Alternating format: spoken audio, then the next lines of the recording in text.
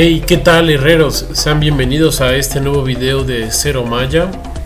En esta ocasión hablaremos sobre histogramas. Y bueno, muchas veces cuando tenemos una variable, cuando tenemos un conjunto de datos, lo primero que tenemos que hacer es explorarlo. Es decir, tenemos que visualizar esta variable y ver cómo es que se comporta o cuáles son las propiedades que esta variable tiene. En este video sobre histogramas, primero exploraremos con un ejemplo una variable usando histogramas y posteriormente pasaremos a graficar estas variables usando la librería de ggplot2. Sean bienvenidos y vamos a darle. Y bueno, ¿qué es un histograma? ¿Para qué nos sirve un histograma? Bueno, un histograma es una representación de la distribución de una variable y divide nuestra variable en pequeños intervalos. Estos intervalos se les llama intervalos de clase, en donde lo primero que se hace es ordenar nuestra variable del valor menor al valor mayor y después dividir toda nuestra variable en diferentes intervalos que tienen una misma amplitud. Es decir, que si queremos dividir toda nuestra variable en 5 pequeños grupos, lo podemos hacer, en 10 pequeños grupos lo podemos hacer, y así. Esto nos sirve para observar nuestra variable a diferentes resoluciones y así poder explorar cómo es que se comporta, cuál es nuestro valor máximo, cuál es nuestro valor mínimo y dónde tenemos la mayor frecuencia de valores observados. En este ejemplo, hagamos de cuenta que yo mido 100 perros y observo que estos perros tienen diferentes alturas. Yo registro todas estas alturas y grafico un histograma de la distribución de las alturas de los perros. Aquí lo que vemos es la altura de estas barras representa la frecuencia con la que observé cada medida dentro de los intervalos de clase. Es decir, que aquí en este histograma que yo le dije que tiene 5 intervalos de clase, podemos observar que la mayoría de perros tienen una altura que se encuentra entre los 0 y los 50 centímetros. Sin embargo, también tenemos perros que son más grandes y perros que son más pequeños. Si nos vamos a ver ahora cómo es la altura de los gatos en la misma ciudad, vamos a observar también cómo es esta variable o cómo se distribuye la altura de gatos. Y aquí vamos a cambiar el número de intervalos de clase que vamos a utilizar. Así que aquí cambiamos la resolución con la que observo esta variable. Si se dan cuenta, aquí aumenta el número de barras, o más bien dicho el número de intervalos. Y podemos ver que tenemos gatos un poco altos, gatos muy pequeños y que aproximadamente la mayoría de los gatos, es decir, que esta barra de más tamaño es donde observé mayor veces una medida. Aquí puedo ver que más o menos casi todos los gatos de la ciudad tienen una altura o la concentración central de esta variable se encuentra entre el 20 y el 30 aproximadamente. Y bueno, eso es una de las primeras funciones que tiene un histograma, que es explorar la variable, cómo se comporta, dónde tengo el mayor número de datos observados. Y después, con estos mismos histogramas se les puede sacar más jugo a las variables y podemos empezar a explorar un poco más acerca de esta variable usando un poco de estadística descriptiva. ¿Qué histogramas pueden incluir más información, lo cual puede hacer que el histograma sea más útil? En este caso volvemos a colocar la variable perros. Sin embargo, utilizamos la función las dentro de histograma para voltear los valores de las frecuencias y vamos a agregar a este histograma el valor promedio del tamaño de los perros. Esto lo hacemos con la función upline que se encuentra acá y después escribiremos la función v, que significa línea vertical, y esta línea vertical va a tener el valor del promedio de perros. En el video pasado vimos cómo obtener medidas de tendencia central y la función para obtener el promedio de una variable es min. Aquí solo le vamos a decir que la ponga con color rojo. Entonces colocamos upline y vemos que esta línea roja representa el promedio del tamaño de los perros de la ciudad. Ese valor es de 27.87, pero también podemos seguir agregando información a este histograma. Por ejemplo, vamos a agregar la desviación estándar, es decir que no todos los perros miden 26 centímetros, pero hay perros que pueden ser más grandes. Por ejemplo, un gran danés es un perro muy grande, un mastín napolitano, un pastor alemán. Pero también tenemos perros más pequeños que 27 centímetros, como puede ser un chihuahueño, ¿no? Entonces veamos qué tanto varía el tamaño de los perros en esta ciudad. Aquí usaremos un poco de trampa y meteremos la desviación estándar a este gráfico, agregándole al valor del promedio el valor de la desviación estándar, como está aquí, que es el promedio más la desviación estándar, y lo que graficamos es el límite superior de la desviación estándar. Y si lo colocamos al contrario, es decir, restando la desviación estándar, tenemos el valor inferior de la desviación estándar. Y como pueden ver, pues tenemos que la mayoría de los perros pueden llegar hasta cerca de los 80 centímetros de altura. Tenemos perros que pueden ser de tamaños muy pequeños, pero tenemos muy pocos perros que son o que miden más de 1 metro de altura. Es decir que estos perros de acá son perros muy grandes, pero hay muy pocos de ellos, ¿no? En cambio, cuando vemos valores cercanos al promedio, vemos que hay muchos perros que pueden tener cualquier tamaño alrededor de los 27 centímetros, ¿no? Y esto también lo podemos hacer para el histograma de los gatos, cambiando, por ejemplo, el número de intervalos de clase, agregamos las desviaciones estándar y queda bien, ¿no? Ahora vamos a hacer este gráfico aún más bonito. Este script se los dejaré en la descripción y pueden ver que aquí queda un gráfico mucho mejor usando RBase. Le ponemos a las barras un borde o se los podemos quitar. Y esto ya tiene aquí el nombre de la variable, que es tamaño en centímetros de los gatos, la frecuencia, los valores adecuadamente ordenados, y remarcamos los ejes para que nuestra imagen quede lista para ser importada hacia otro, más bien exportada hacia otro programa o a nuestras tesis, a nuestros trabajos, nuestras tareas, para lo que lo vayamos a usar. Y bien, ahora pasaremos a ggplot.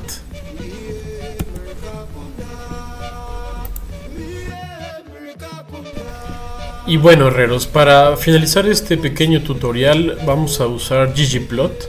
Esta es una librería muy poderosa para visualización de datos, pero también funciona para hacer estadísticas. Cuando les muestre cómo hacer regresiones lineales, mostraré un poco del poder estadístico que tiene ggplot, pero en este momento solo lo usaremos para visualización de datos. El truco con ggplot es tener bases de datos o tablas de datos bien estructuradas, ya que si uno tiene una tabla de datos muy bien estructurada puede hacer uso de ggplot de una forma muy simple. Les voy a enseñar rápidamente un ejemplo, usando los mismos datos con perros y gatos. Como anteriormente generé dos variables aleatorias de el tamaño de gatos y perros, cada una de estas variables tenía 200 elementos, es decir que yo medí 200 perros y 200 gatos en la calle, pero necesito acomodar esta variable dentro de una tabla para que podamos identificar cada uno de estos valores como el tamaño de un perro o el tamaño de un gato. Aquí usaré la función rep para generar 20 variables categóricas con el nombre de perro, más bien 200 variables categóricas con el nombre de perro y 200 variables categóricas con el nombre de gato. Con eso haré que coincida con las variables que he generado antes y así generaré una nueva base de datos para usarla con ggplot. Observen, aquí genero 200 repeticiones de perro, 200 repeticiones de gato, y todo eso lo coloco dentro de un vector usando la función concatenar, que unirá estos dos nuevos pequeños vectores que están dentro, y le pondré el nombre de mascota. Si veo este objeto, vemos que mascota justamente contiene eso, 200 valores de perro y 200 valores que dicen gato. Y yo tengo mis dos variables, la que se llama perros y la que se llama gatos, y cada una tiene 200 valores, como pueden ver acá. Usaré aquí la función DataFrame, donde simplemente colocaré mascota, que es un vector con un tamaño de 400, 200 perros, 200 gatos, y generaré un pequeño objeto dentro de este DataFrame que se llamará tamaño, donde yo colocaré el tamaño de los perros y de los gatos, que también tendrán una longitud de 400, es decir que el vector mascota o el objeto mascota y el objeto tamaño tendrán el mismo tamaño, la misma longitud, pero los primeros 200 valores de mascota corresponderán a los perros y los primeros 200 valores de tamaño también corresponderán a los perros, como está en este orden que aquí establezco. Los siguientes 200 valores, es decir, los últimos 200 valores, corresponderán a los gatos, y aquí tenemos también los valores del tamaño de los gatos. Entonces, si esta data frame tiene los objetos dentro del mismo tamaño, los va a ordenar en dos columnas diferentes y harán que estos datos tengan identidad. Observen cómo queda. Vemos que efectivamente unió nuestros dos vectores, nuestros dos objetos que contienen cada uno 400 elementos, y a cada uno le otorgó el valor o el denominativo de perro, ya sea para los tamaños de perro, y gato para los tamaños de gato. ¿Sí?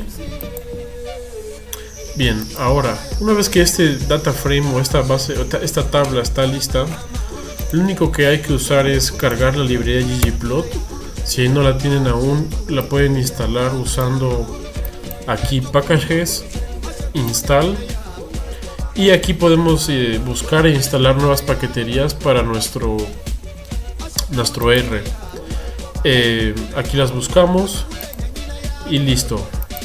Es realmente muy sencillo. Si tienen dudas pueden ponerlo en los comentarios y les puedo explicar cómo hacerlo. Sin embargo, aquí les enseñaré cómo graficar. Si necesitan más ayuda en cómo instalar paqueterías, lo podemos ver más adelante. Bueno, ggplot funciona con una lógica de capas, es decir que tenemos que ir agregando capas a cada uno de nuestros gráficos, y cada vez que agregamos capas este gráfico va a ir cambiando.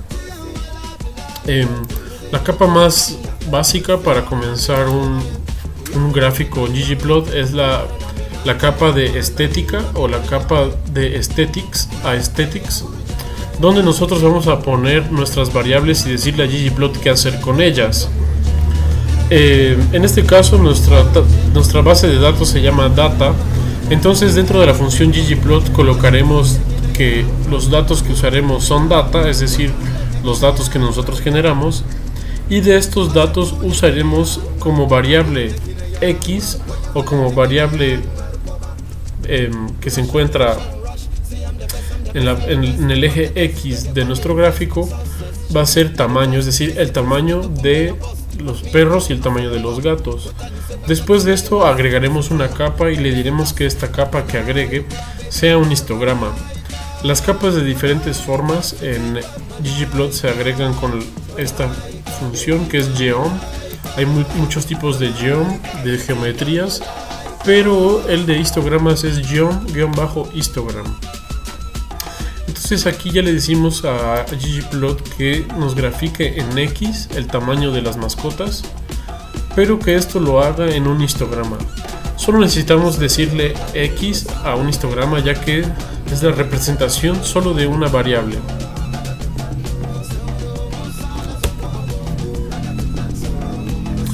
Y como pueden ver, aquí queda. Aquí tenemos una vez más en el eje Y la frecuencia, en el eje X el tamaño. Como pueden ver, las gráficas de ggplot son mucho más estéticas que las gráficas que usa Airbase, pero ggplot tiene la ventaja de que permite ser que los gráficos sean más dinámicos. Aquí les enseñaré un ejemplo donde integraré el histograma de gatos y el de perros en una misma gráfica. Aquí seguimos la misma lógica que anteriormente les mencioné, pero dentro de las estéticos vamos a usar la función fill, que significa rellena. Aquí lo que le estamos diciendo es que rellene nuestros histogramas o nuestras capas de acuerdo a un orden lógico. Este orden lógico lo damos por el vector de mascota, porque si recuerdan, nuestra base de datos tenía una etiqueta para cada valor que nosotros generamos. Entonces, si le decimos a ggplot que los primeros 200 valores son de perro y los siguientes 200 valores son de gato, ggplot va a dividir el conjunto de datos y nos los va a graficar separados, y nosotros podemos visualizar estos datos de una forma increíble. Vamos a verlo y usaremos en este caso 15 intervalos de clase. La función para intervalos de clase en ggplot se llama beans, y esta función alfa sirve para que las figuras sean un poco transparentes, así que si se enciman quedan mejor o se pueden comparar entre ellas. Aquí agregué también este, que es un tema. Es un tema que hace que ggplot se vea mejor, le quita el fondo gris que aquí se observa. Agregamos un valor en el eje Y, que sería el de frecuencia, y en el eje X el tamaño en centímetros. Lo que aquí estamos diciendo con scale fill es que rellene nuestra función fill, aquí mascota, de una forma manual. Y esta forma manual va a hacer que a la primera división de mascota le dé el color gris 60 y al segundo el color negro. Así que cuando yo corro este código, y si nuestra base de datos está bien ordenada, vamos a obtener un gráfico así, en el que tenemos dividido por tipo de mascota, es decir, el tamaño de los gatos y el tamaño de los perros. Aquí se puede ver claramente cómo difiere muy ampliamente la distribución de estos dos variables. Por ejemplo, vemos que hay muchísimos más gatos dentro de este intervalo y hay más perros en este intervalo de acá. Sin embargo, los perros varían más en tamaño, es decir, hay perros pequeños, perros grandes, pero como pueden darse cuenta, tenemos solamente la mayoría de los gatos dentro de un tamaño establecido, es decir, que no hay perros ni muy grandes, más bien gatos ni muy grandes, ni gatos muy pequeños. Y bueno, este script lo pueden ver aquí en la descripción del video, y no olviden suscribirse a este canal. Y eso es todo por hoy. Si tienen dudas o quieren que haga un video sobre algún tema en específico, si no entendieron algo o si creen que puedo mejorar en cómo explico las cosas, no duden en escribirlo, y nos vemos a la próxima con más estadística, un poco más de R.